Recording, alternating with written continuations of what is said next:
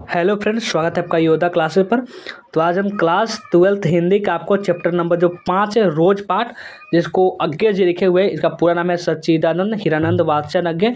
इनका हम लेखक परिचय आज हम पढ़ने वाले हैं। लेखक परिचय इससे पहले हमने लेखक परिचय करवा दिया 4 चैप्टर, यानी कि जो आपका बातचीत, उसने कहा था, संपूर्ण क्रांति, अर्धनारीश्वर, इनका पूरा लेखक परिचय हम करवा दिए हुए। नहीं देखा हो तो प्लेलिस्ट का लिंक आपको डिस्क्रिप्शन में मिलेगा, आप वहाँ जाकर देख सकते हैं।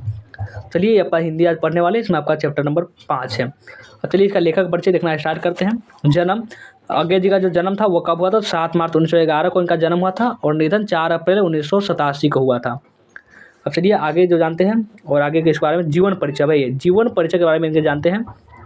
जीवन परिचय। आधुनिक हिंदी साहित्य के प्रमुख कवि, कथाकार, विचारक एवं पत्रकार सच्चिदानंद हिरानंद वात्स्यन अज्ञे का जन्म 7 मार्च 1911 को, देखिए 2 बार इसलिए लिखे हुए ताकि आपको कन्फर्म हो जाए, याद हो जाए। 7 मार्च 1911 को कुशीनगर, कस्या कुशीनगर, उत्तर प्रदेश के कस्या ग्राम में हुआ था। उनके पिता डॉक्टर हीरानंद शास्त्री एक प्रसिद्ध पुरातत्ववेत्ता थे। उन्होंने अपनी प्रारंभिक शिक्षा घर पर ही प्राप्त की तथा मैट्रिक 1925 में पंजाब विश्वविद्यालय से तथा इंटर 1927 में मद्रास की क्रिश्चियन कॉलेज से की। उसके बाद 1929 में फॉरेन कॉलेज लाहौर से बीएससी तथा जो बीएससी होते हैं, जो साइंस वाले बच्चे होते हैं वह बीएससी करते हैं, बीएससी एवं पूर्व अंग्रेजी पूर्वाध पास की। क्रांतिकारी आंदोलन में भाग लेने के कारण ये गिरफ्तार हो गए, यानी जो क्रांतिकारी जो आंदोलन चल रहे थे इसमें भाग लिया तो ये गिरफ्तार कर लिए गए, जिससे इनकी आगे की पढ़ाई रुक गई। अज्ञे जी संस्कृत, हिंदी, अंग्रेजी, फारसी, तमिल आदि कई भाषाओं के ज्ञान रखते थे, यानी कि इतनी ज्ञान थी इनके पास। वे बहुत एकांत प्रिय एवं अंतर्मुखी स्वभाव के थे। अज्ञे जी एक प्रभावशाली व्यक्तित्व के स्वामी थे तथा गंभीर, चिंतनशील एवं मितभाषी व्यक्ति थे। पिताजी का क्या कि तबादला बार बार होने पर, क्या कि बार बार होने के कारण परिभ्रमण का संस्कार इन्हें बचपन से ही मिल गया था। अज्ञे जी बागवानी, पर्यटन, अध्ययन, फोटोग्राफी, हस्तकला, शिल्प आदि कई कार्य में वे प्रवीण थे। इन्होंने यूरोप, एशिया, अमेरिका तथा कई अन्य देशों की यात्रा भी की थी। 4 अप्रैल 1987 को इन महान साहित्य साधक का देवांशन हो गया, इनकी मृत्यु हो गया इसका। और आपका आगे आते हैं और आगे इनके बारे में जो साहित्यिक जो परिचय, साहित्यिक परिचय के बारे में चलिए समझते हैं। साहित्यिक परिचय क्या होता है? अज्ञे जी ने सैनिक, यानी कि आगरा, विशाल भारत, कोलकाता, प्रतीक, प्रयाग, दिनमान यानी दिल्ली, नए प्रतीक यानी दिल्ली नवभारत टाइम्स आदि के प्रसिद्ध समाचार पत्रों में कार्य किया। इसके अतिरिक्त उन्होंने अंग्रेजी में संपादित होने वाले पत्रों थॉट वॉक तथा एवरीमैन्स में भी कार्य किया। अज्ञे जी ने 10 वर्ष की आयु में कविता लिखना शुरू कर दिया था। फिर हिंदी व अंग्रेजी दोनों भाषाओं में, यानी कि हिंदी भी और अंग्रेजी दोनों भाषाओं में ये लिखते थे, यानी इतनी इसके बाद कला थी कि हिंदी में लिख सकते हैं और इंग्लिश में भी। इंद्र सभा नाटक इन्होंने बचपन में खेलने के लिए लिखा था। कितने महान कवि थे! इंद्र सभा जो नाटक खेलने के लिए लिख दिए थे, तो ऐसा कोई कवि आप लोग देखे ही नहीं होंगे जो खेलने के लिए कुछ रचना कर दिए हो। में घर में वे एक हस्तलिखित पत्रिका आनंद बंधु प्रकाशित करते थे। उनकी पहली कहानी 1924 में इलाहाबाद में स्काउट पत्रिका जो सेवा थी, स्काउट पत्र सेवा में प्रकाशित हुई। उनके अथाह ज्ञान को देखते उनके पास इतना ज्ञान था, इन्हें अथाह ज्ञान था उनके पास।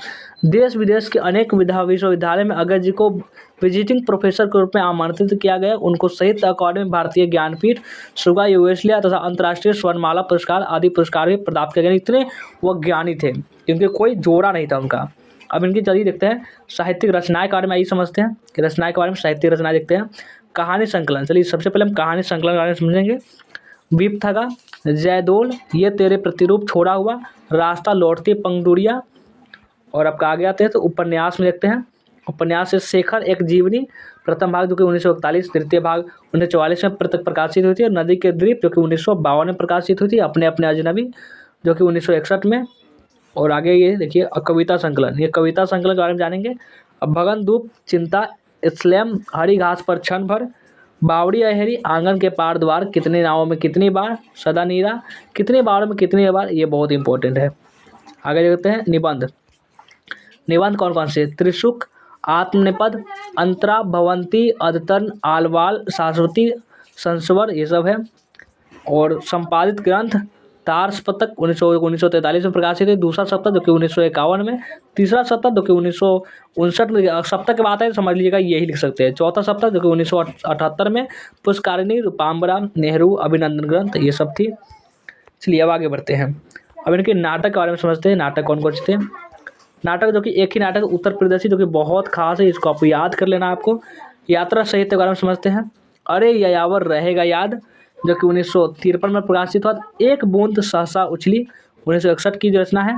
इसके अतिरिक्त अज्ञा जी ने शरत चंद्र के श्रीकांत, जैनेन्द्र कुमार के त्यागपत्र तथा अपने द्वारा लिखे गए उपन्यास अपने अपने अजनबी सहित अनेक कृतियों का अंग्रेजी अनुवाद किया, यानी कि जो हिंदी में लिखा गया था उनको अंग्रेजी में अनुवाद किया। रविंद्रनाथ ठाकुर के उपन्यास गौड़ा का हिंदी भी अनुवाद किया, यानी कि अनुवाद करने में भी ये सबसे सर्वोत्तम थे, यानी कि किसी भाषा को किसी भी भाषा में कन्वर्ट करने में सक्षम थे।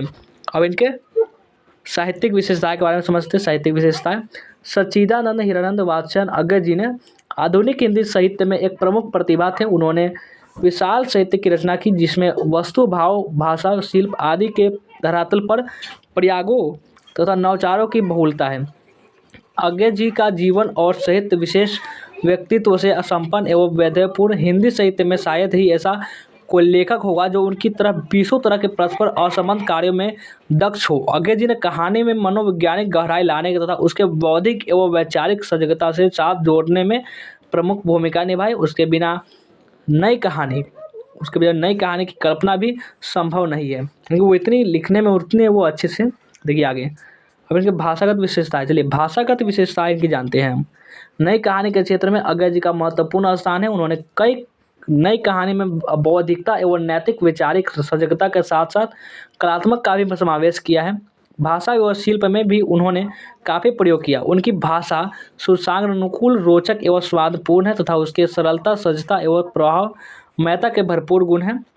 श्रेष्ठ काव्य विन्यास और शब्दों का कुशल प्रयोग उनकी भाषा की मूल विशेषता है। व्याकरण संबंधी नियमों का भी अज्ञा जी ने पूर्ण ध्यान रखते हैं। और आगे देखिए, थोड़ा सा और है, बस खत्म ही होने वाला है। प्रस्तुत कहानी रोज 1944 में अज्ञा जी के द्वारा गैगरीन शीर्षक से प्रकाशित हुआ है। पहले इसका नाम गैगरीन ही था। इस कहानी को प्रेमचंद्र के बाद की श्रेष्ठ कहानियों में गिना जाता है। इस कहानी में लेखक ने वातावरण एवं परिस्थिति के प्रभाव में ढलती एक गृहिणी के चरित्र का अत्यंत कलात्मक रीति से मनोवैज्ञानिक उद्घाटन किया है। लेखक ने अपनी सहानुभूति, मानवीय दृष्टि, मध्यवर्गीय भारतीय समाज में घरेलू स्त्री के जीवन और मनोदशा पर केंद्रित किए। कहानी का कथ्य विचारोत्तेजक रूप से अनेक सामाजिक प्रश्न उत्पन्न करता है। तो ये था हमारे अज्ञा जी का लेखक परिचय। कैसा लगा हमें कमेंट करके ज़रूर बताएंगे। आप आपके कमेंट का वेट करेंगे और पसंद आए तो जरूर, जाहिर सी बात है, लाइक कर देंगे, शेयर कर देंगे। जो भी नए बच्चे होंगे इस चैनल को सब्सक्राइब कर लेंगे। चलिए वीडियो को एंड करते हैं, मिलते हैं फिर से नेक्स्ट वीडियो में।